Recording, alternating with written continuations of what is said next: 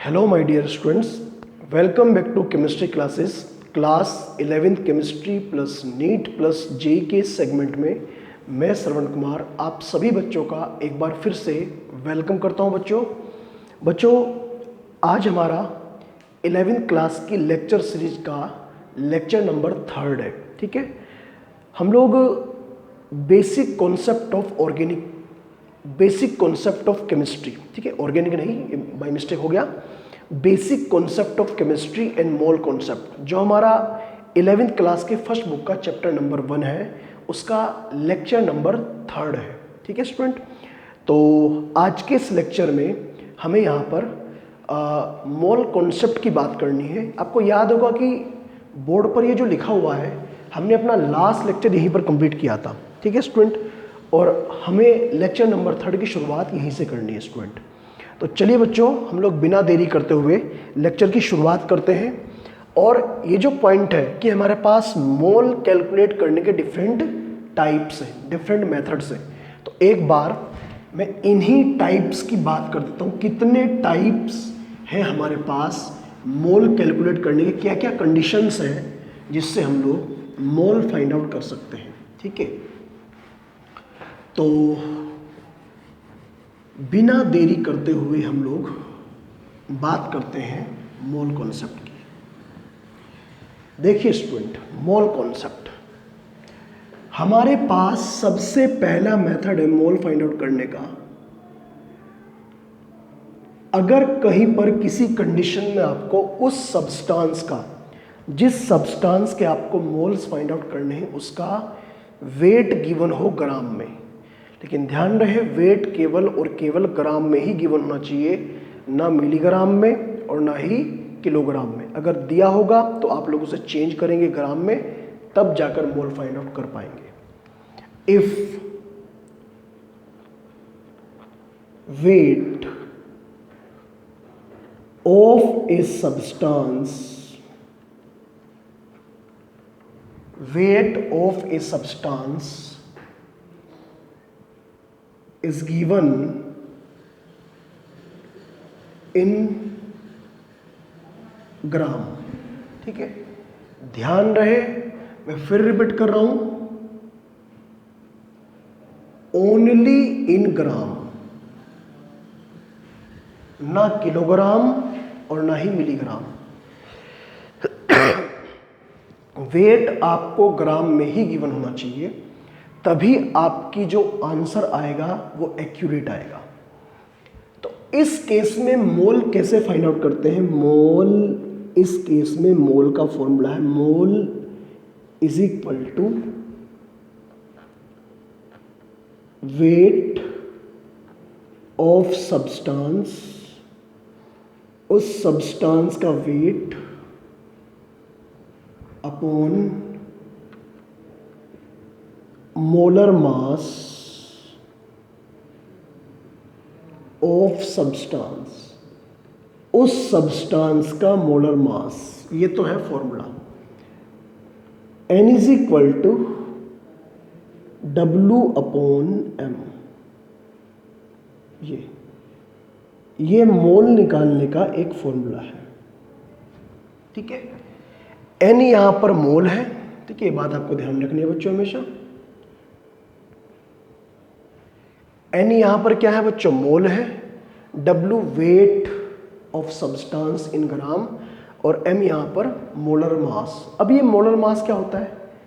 जैसे अगर एटम है, एटम के मोल निकालने, तो एटॉमिक मास जो आज हमने आपको होमवर्क के लिए प्रोवाइड किया है।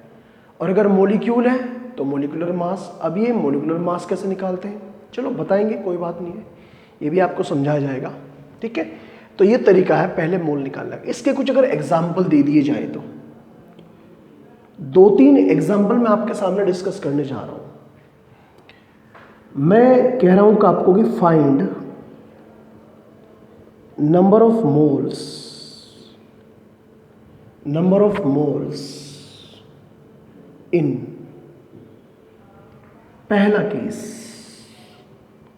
हमारे पास में 100 ग्राम,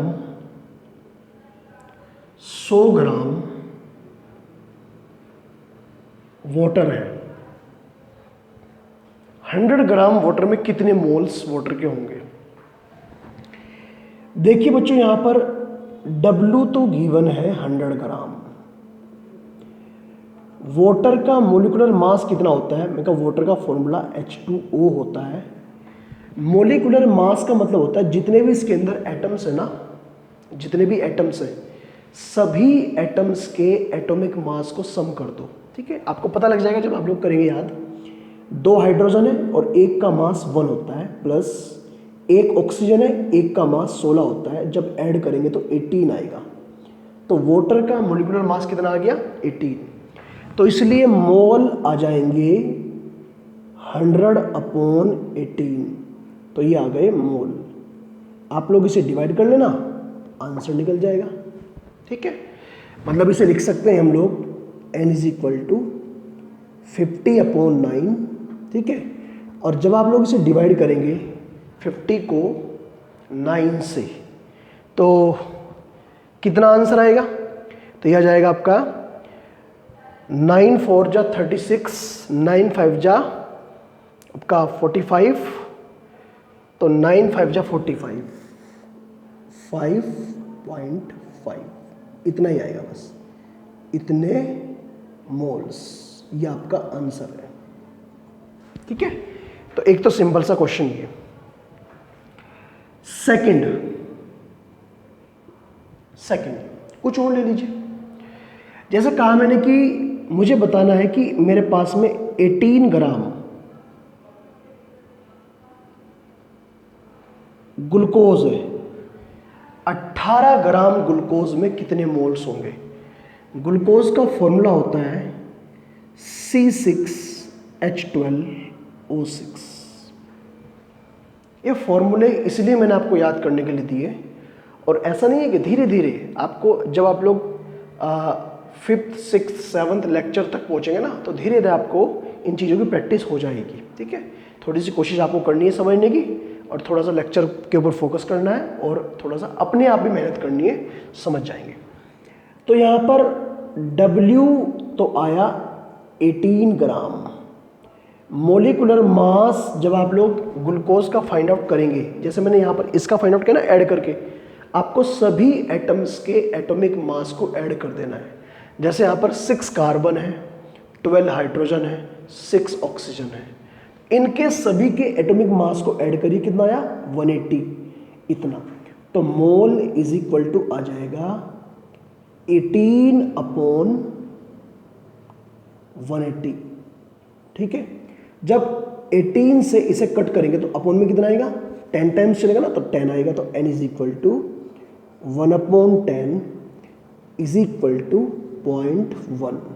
मतलब कहने का ये है कि n की वैल्यू 0.1, इतने मोल, इतने मोल। ये आपका आंसर आ गया। तो अगर किसी भी सब्सटेंस का आपको वेट गिवन हो ग्राम में, मास गिवन हो, उस सब्सटेंस का अगर वेट गिवन हो, कितना भी गिवन हो, इससे कोई फर्क नहीं पड़ता, लेकिन ध्यान रखना चाहिए आपको, weight always should be given in gram. ठीक है, neither in milligram nor in kilogram. Weight आपके पास में हमेशा ग्राम में ही होना चाहिए, तो आप लोग मोल्स ऐसे फाइंड आउट कर सकते हैं। उम्मीद है ये पहले वाला सेगमेंट आप लोग समझ गए होंगे। अब मैं दूसरे सेगमेंट को डिस्कस करूंगा, लेकिन उससे पहले आप लोग इस वाले पोर्शन को वीडियो स्टॉप करके नोट कर लीजिएगा।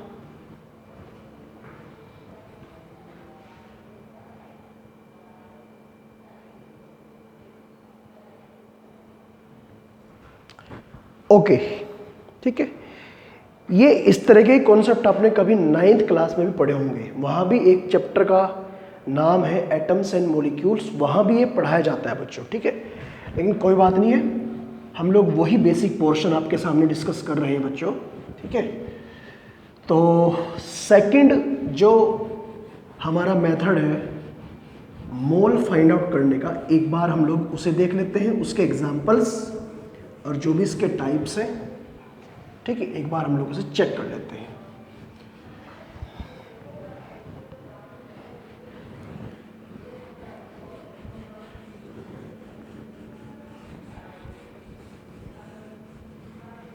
देखिए सेकंड मेथड क्या है मोल फाइंड आउट करने का, किसी भी सब्सटेंस के मोल फाइंड आउट करने का मेथड नंबर 2। कभी कभी क्या होता है कि हमें किसी सब्सटेंस के, कोई भी सब्सटेंस जैसे कोई एटम हुआ, कोई मॉलिक्यूल हुआ, या कोई भी आयन हुआ, कुछ भी हुआ, अगर हमें उस सब्सटेंस के नंबर ऑफ पार्टिकल्स गिवन हो, पार्टिकल का नंबर गिवन हो, जैसे मैंने कहा कि 1 लाख कार्बन एटम्स है मेरे पास, तो 1 लाख कार्बन एटम्स में कितने मोल होंगे ये बताइए। ठीक, तो कुछ भी गिवन हो सकता है बट नंबर होना चाहिए उनका। तो मैं कह रहा हूं कि अगर if number of particles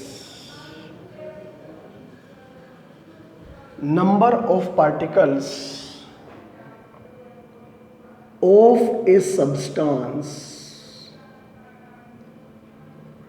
number of particles of a substance are given, then तो उस केस में हम लोग मोल कैसे फाइंड आउट करेंगे। तो इस केस में फॉर्मूला बनता है कि नंबर ऑफ पार्टिकल्स, ये फॉर्मूला है, number of particles is equal to होता है मोल्स इंटू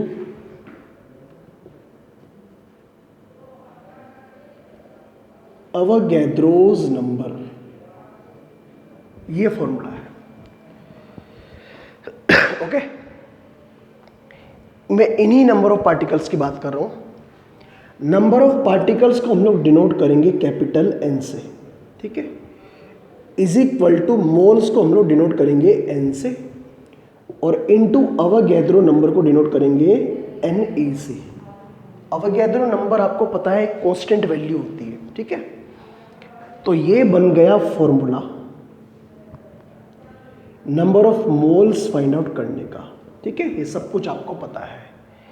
तो इस फॉर्मूले को आप लोग ऐसे भी लिख सकते हैं बच्चों, n is equal to capital N upon Na। इससे क्या फर्क पड़ता है, कैसे भी लिख लीजिएगा, दोनों वैलिड है, ठीक है। लेकिन बस ध्यान इतना ही रखना है आपको कि ये जो Na है, Na इज ए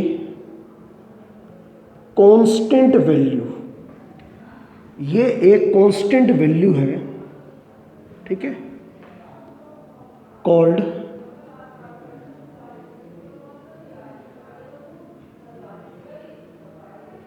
अवोगैड्रोस कांस्टेंट या फिर नंबर, अवोगैड्रो नंबर। और इसकी जो वैल्यू होती है फिक्स होती है बिल्कुल, Na is equal to 6.022 into 10 to the power 23, ये इस कांस्टेंट की वैल्यू होती है। हमेशा अवोगैड्रो नंबर जनरली न्यूमेरिकल में गिवन होता है, लेकिन अगर नहीं गिवन तो कोई बात नहीं, आपको याद कर सकते हैं ऐसे। और धीरे धीरे ऐसी चीज़ें होती हैं, बहुत कॉमन चीज़ें हैं कि आगे आने वाले चैप्टर्स में कहीं ना कहीं अवोगैड्रो नंबर की वैल्यू यूज़ होगी, तो धीरे धीरे ये याद हो ही जाएगी, ठीक है। ये बात आप लोग हमेशा ध्यान रखें। तो ये हुआ हमारा second method to calculate the number of moles. क्या कहा इसमें, if number of particles of a substance are given then number of particles is equal to moles into Avogadro number. मतलब अगर नंबर ऑफ पार्टिकल्स n हो और ये number of moles हो और ये अवोगैड्रो हो, तो n is equal to small n into Na, या फिर mole is equal to number of particles upon Avogadro number. ऐसे हम लोग इसे एडजस्ट कर सकते हैं। n को हम लोग बोलते हैं कांस्टेंट वैल्यू, कांस्टेंट है। अवोगैड्रो नंबर बोलते हैं हम लोग इसे, इसकी वैल्यू 6.022 10 टू द पावर 23, ठीक है। एक दो न्यूमेरिकल इसके ऊपर कर लेते हैं, मतलब एक दो क्वेश्चंस हैं। ठीक है, कि कैसे हम लोग, मतलब क्वेश्चन कैसे दिया होगा, हम लोग सोल्व कैसे करेंगे हम लोग, ठीक है। एक बार देख लेते हैं, आप लोग वीडियो स्टॉप करके इसे नोट कर लीजिएगा, फिर हम लोग थोड़ा सा आगे बढ़ते हैं बच्चों।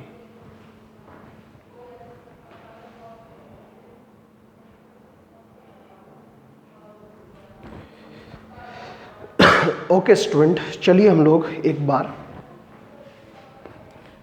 डिस्कस कर लेते हैं एक दो न्यूमेरिकल इस टॉपिक के ऊपर। तो ये कंडीशन भी हम लोग आपके सामने डिस्कस कर रहे हैं कि कैसे कैसे हम लोग इसके न्यूमेरिकल सोल्व करेंगे। जैसे पहला न्यूमेरिकल है,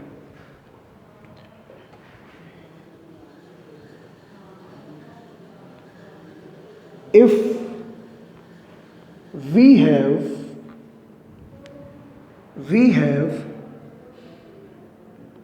12.044 into 10 to the power 20 atoms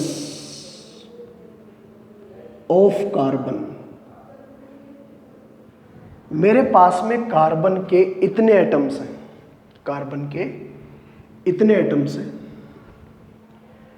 तो इतने एटम्स में नंबर ऑफ मोल्स कितने होंगे। फाइंड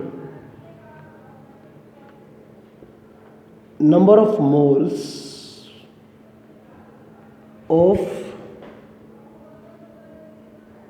सी एटम्स, कार्बन एटम के मोल कितने होंगे ये बताना आपको। तो ये तो बहुत ही सिंपल सा क्वेश्चन है। यहां पर n की वैल्यू गिवन है 12.044 10 to the power 20। अवोगैड्रो कांस्टेंट की वैल्यू होती है 6.022 10 to the power 23, और आपको फाइंड आउट क्या करना है, number of moles find out करना है। ठीक है, फॉर्मूला अप्लाई कर दीजिएगा। फॉर्मूला है बच्चों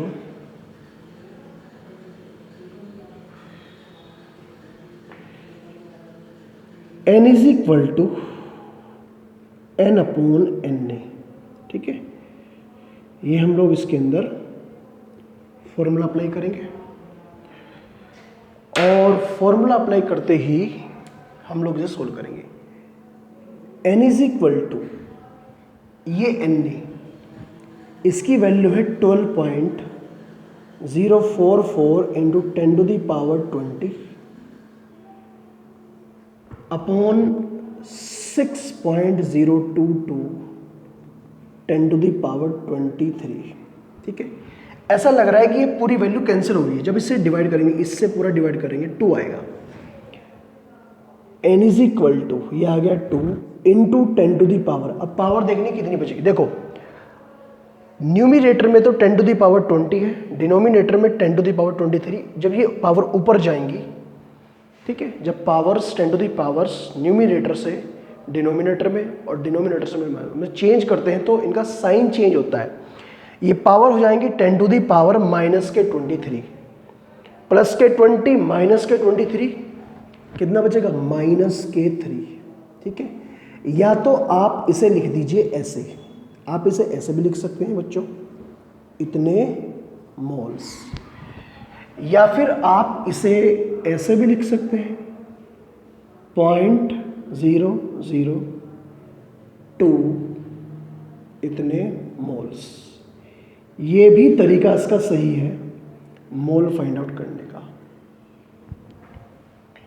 ओके स्टूडेंट, तो उम्मीद है इस तरह का न्यूमेरिकल आप लोग समझ गए होंगे। ऐसे न्यूमेरिकल्स आपको मिलेंगे।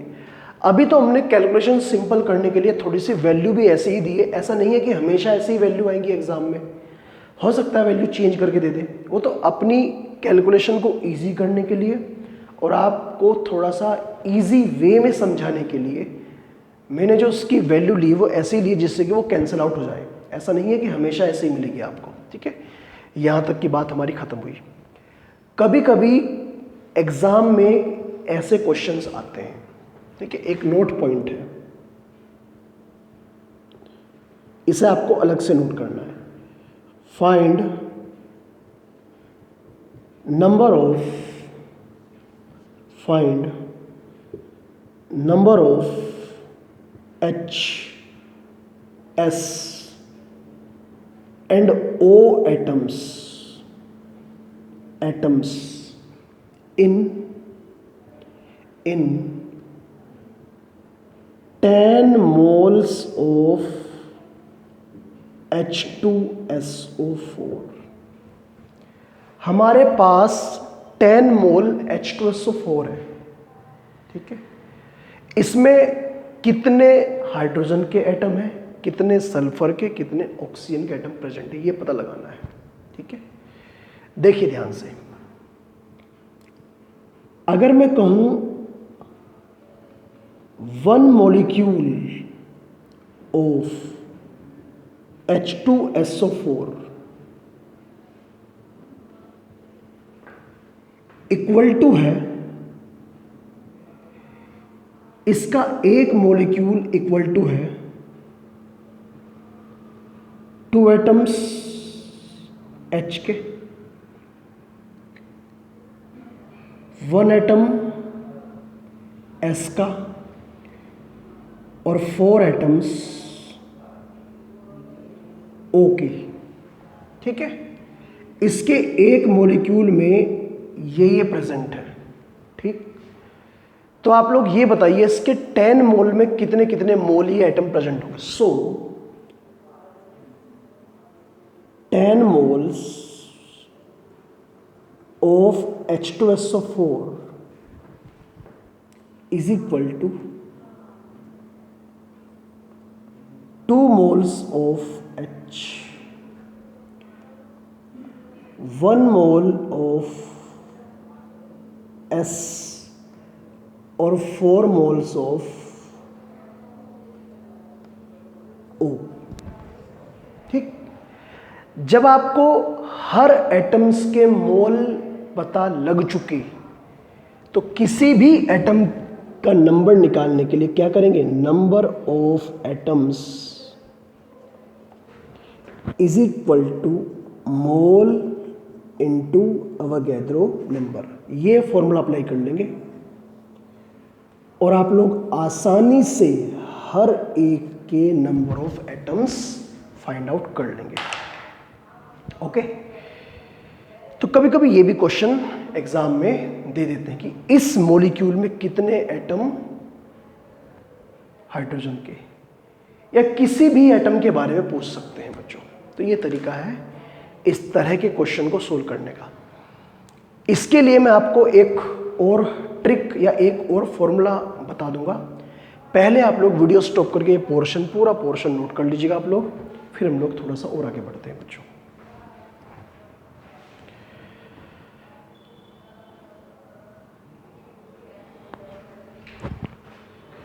चलिए स्टूडेंट, हम लोग थोड़ा सा और आगे बढ़ते हैं अपने इस कॉन्सेप्ट के रिगार्डिंग।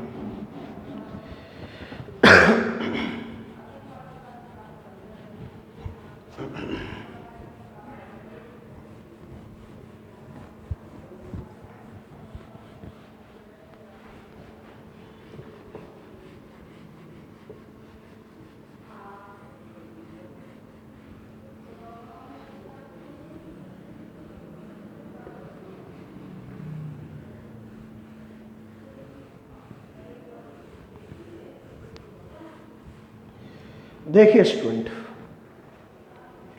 ये जो number of atoms find out करने का कॉन्सेप्ट है, इसके लिए एक नोट पॉइंट है। नंबर ऑफ एटम्स अगर हमें कहीं पर फाइंड आउट करना, number of atoms in A molecule, ठीक है। तो नंबर ऑफ एटम्स अगर निकालने हैं तो इज इक्वल टू होगा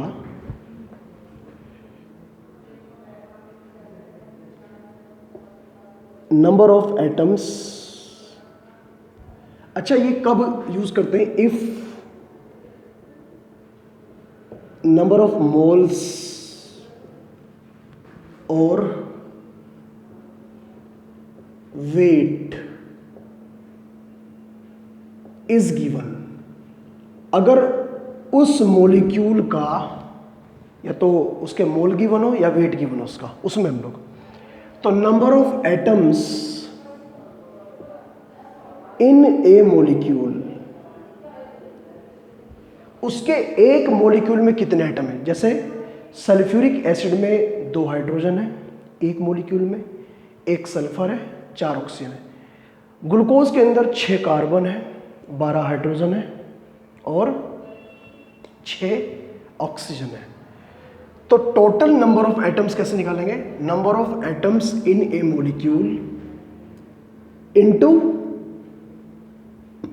जितने मोल्स गिवन है उसके इनटू अवोगाद्रो नंबर। ये तरीका है शॉर्ट में नंबर ऑफ टोटल एटम्स निकालने का। बस सीधे सीधे आप लोग देख लीजिएगा, ठीक है। जैसे एक छोटा सा एग्जांपल मैं आपके सामने अगर प्रेजेंट करूं तो C6H12O6 के मेरे पास में n मोल्स है, मुझे पता लगाना है नंबर ऑफ C एटम कितने हैं। तो नंबर ऑफ C एटम कितने हैं, 6 इंटू n इंटू n। ऐसे ही नंबर ऑफ H एटम्स कितने हैं, तो ये है 12 इंटू n इंटू n। ऐसे ही यहां पर O एटम्स कितने हैं, तो O atoms is equal to 6 into n into n। तो उम्मीद है मुझे आप लोग ये क्वेश्चन और ये पूरा कॉन्सेप्ट समझ गए होंगे कि कैसे कैसे हम लोग मोल का कॉन्सेप्ट सोल्व करते हैं, ठीक है। करिए सभी नोट आप लोग बच्चों।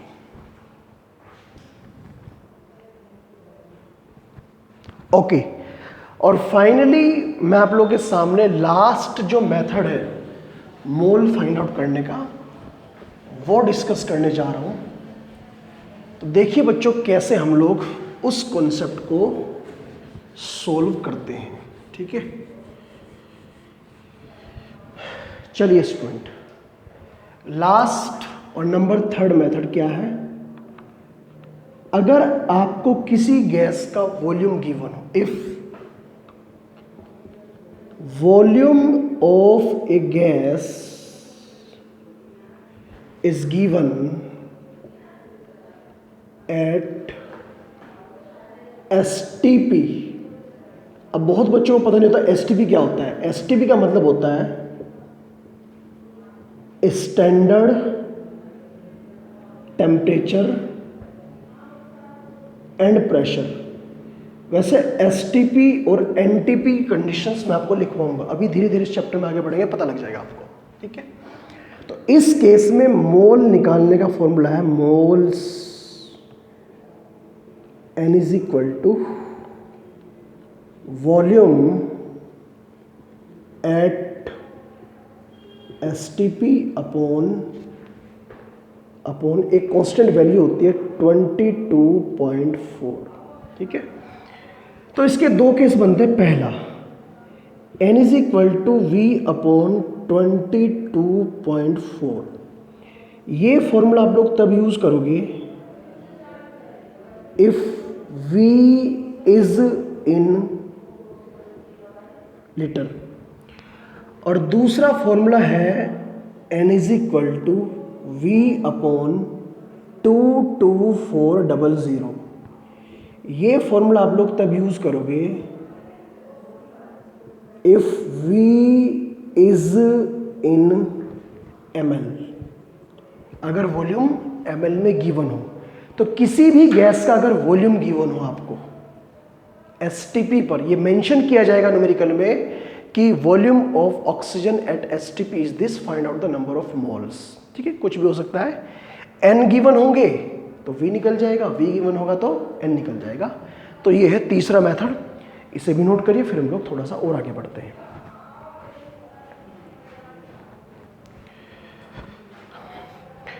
तो स्टूडेंट आज के लेक्चर को तो हम लोग कंप्लीट करते हैं यहीं पर, ठीक है। और नेक्स्ट लेक्चर की शुरुआत हम लोग यहीं से करेंगे। मैं कुछ कॉमन एग्जाम्पल, कुछ NCERT एग्जाम्पल, NCERT एग्जाम्पलर के जो क्वेश्चन है वो, और कुछ प्रीवियस ईयर नीट जेईई के क्वेश्चंस आपके सामने लेकर आऊँगा नेक्स्ट लेक्चर में। मतलब नेक्स्ट लेक्चर में हम लोग क्वेश्चंस कराएंगे मोल कॉन्सेप्ट के ऊपर, ठीक है। फिर हम लोग आगे बढ़ेंगे। तो आज के लिए इतना रखते हैं और मिलते हैं नेक्स्ट लेक्चर में, ठीक है। Thank you and all the best.